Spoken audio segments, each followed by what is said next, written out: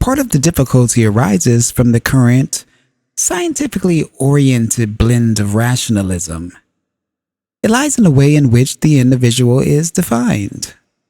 As a species, you think of yourselves as the pinnacle end of an evolutionary scale, as if all other entities from the first cell onward somehow existed in a steady line of progression, culminating with animals and finally with man, the reasoning animal.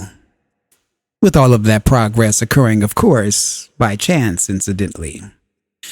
That particular blend of rational thinking with which your society is familiar takes it more or less for granted then that man's identity as a species and the identity of the individual is first and foremost connected with the intellect.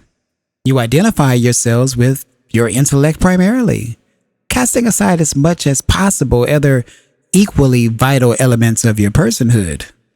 In your historical past, when man identified his identity with the soul, he actually gave himself greater leeway in terms of psychological mobility.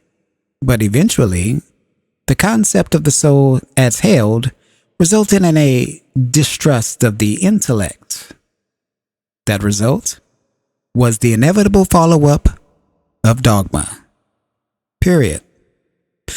Part of man's latest over-identification with the intellect is, of course, an overreaction to those past historical events.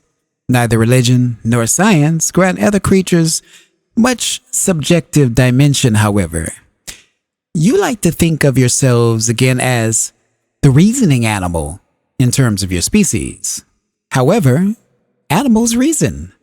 They do not reason in the same areas that you do. In those areas in which they do reason, they understand cause and effect quite well. Their reasoning is applied, however, to levels of activity to which your own reasoning is not applied. Therefore, often animal reasoning is not apparent to you. Animals are curious. Their curiosity is applied to areas in which you seldom apply your own.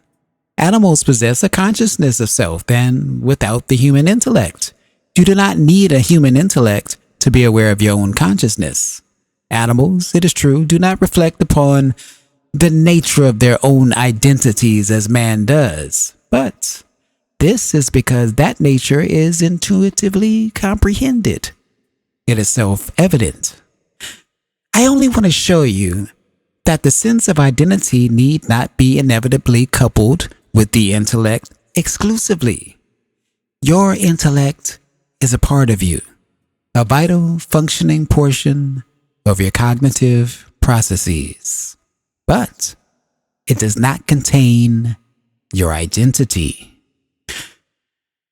The natural person is understood perhaps more clearly by considering any person as a child. In a fashion, the child discovers its own intellect as it discovers its own feelings. Feelings come first. The child's feelings give rise to curiosity, to thoughts, to the operation of the intellect. Why do I feel thus and so?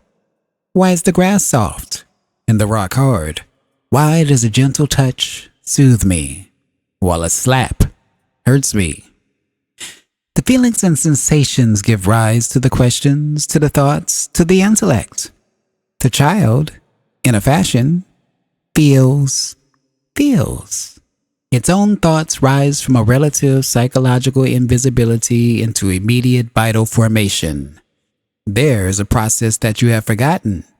The child identifies with its own psychic reality first of all, then discovers its feelings and claims those, and discovers its thoughts and intellect and claims those. The child first explores the components of its psychological environment, the inside stuff of subjective knowledge, and claims that inner territory. But the child does not identify its basic being with either its feelings or its thoughts. That is why, for example, it often seems that young children can die so easily. They can disentangle themselves because they have not as yet identified their basic beings with life experience. In most cases, children grow up, of course, although in the vast overall picture of nature, a goodly proportion of individuals do indeed take other courses. They serve other functions. They have other purposes. They take part in life through a different cast of action. They affect life while themselves not completely immersed in it. They die young. They are aborted. They remain, however, an important element in life's overall picture, part of a psychological underpinning that always affects later versions. Ideally, however, children finally claim their feelings and their thoughts as their own. They identify naturally with both, finding each valid and vital. By the time you are an adult, however, you have been taught to disconnect your identity from your feelings as much as possible, and to think of your personhood in terms of your intellectual orientation. Your identity seems to be in your head. Your feelings and mental activity therefore appear often quite contradictory. You try to solve all problems through the use of your reasoning alone. You are taught to submerge the very intuitive abilities that the intellect needs to do its proper work.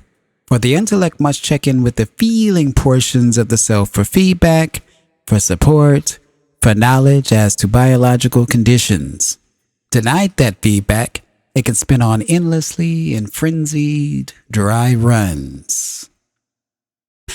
At each moment, from the most microscopic levels, the body, in one way or another, is ascertaining a constant picture of its position within physical reality. That picture is composed of millions of ever-changing smaller snapshots, as it were, or moving pictures is better, determining so many conditions, positions, and relationships that they could never be described. You end up with a predominating picture of reality in any given moment, one that is the result of the activity of psychological, biological, and electromagnetic stratus. One picture is transposed upon the others and calculations made constantly so that all of the components that make up physical existence are met and intersect to give you life. None of that is the intellect's concern at an intellectual level. At a biological level and at an electromagnetic level, the intellect, of course, performs feats that it cannot consciously know through the use of its reason. Spontaneously, with the processes just mentioned, millions of pictures are being taken also of the probable actions that will or may be needed, in your terms, in the moment immediately following.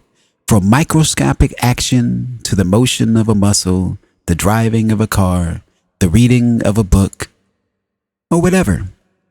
One of the intellect's main purposes is to give you a conscious choice in a world of probabilities. To do that properly, the intellect is to make clear, concise decisions on its level of matters that are its concern, and therefore to present its own picture of reality to add to the entire construct. On the one hand, you have been told to identify yourselves almost completely with your intellects. On the other hand, you have been taught that the intellect, the flower of consciousness, is a frail, vulnerable adjunct. Again, a chance creation without meaning and without support. Without support because you believe that beneath it lie primitive, animalistic, bloody instincts against which reason must exert what strength it has. Despite all of that, men and women still find the solutions to many of their problems by rediscovering the larger sense of identity. A sense of identity that accepts the intuitions and the feelings, the dreams and the magic hopes as vital characteristics, not adjuncts of personhood.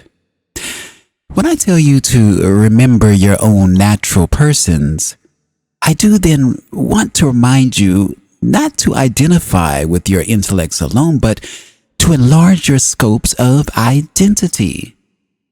Automatically, those other, often shunted aside characteristics begin to add their richness, fulfillment, and vitality to your lives effortlessly. Now give us a moment. With Rupert, the new orientation is bringing results, and the results do appear effortlessly. The affair with Mitzi, one of our cats, did involve action at other levels, a magical orientation. Rupert is doing well. Have him remember that creative activity goes on within him all of the time, and he is often most active precisely when he is not aware of it. He is only aware of those moments when creative activity surges into his conscious awareness, and by then, much of the work has already been done. He is not responsible for other people's realities, but he is responsible for his own. Give us a moment. The ill woman's reality does not threaten his own in any way. The situation, however, shows that he sometimes thinks he should be able to solve all problems and to know all the reasons for any given sorrow or tragedy. The intellect cannot handle that kind of information at that level. Some answers come when you are ready for them. Then they come naturally as a matter of understanding and comprehension. The question of life's tragedies still cannot be answered satisfactorily at the level at which either of you or anyone else is currently asking it. I can give hints and clues and explanations that are quite valid within that context.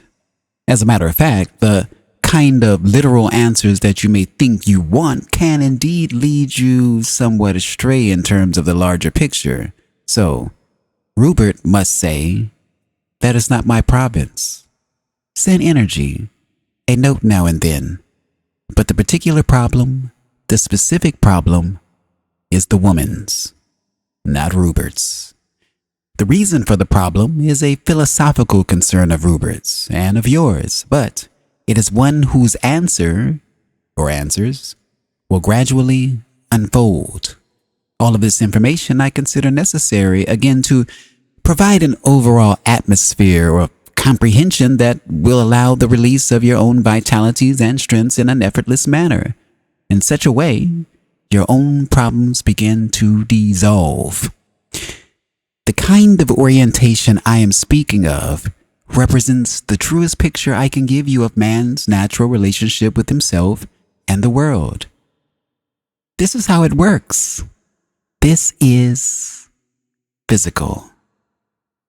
End of session. And again, a magical good evening. This marks the end of Seth Speaks, the magical approach. This was our part 9. What did you think about this particular passage? Please leave it in the comments below.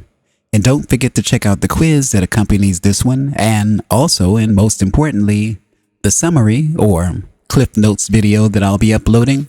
Please check that out and give your opinion on that as well. As always, thank you for watching. Thank you for listening. I am Tony Victory, a wolf uncaged. Until the next time, thank you.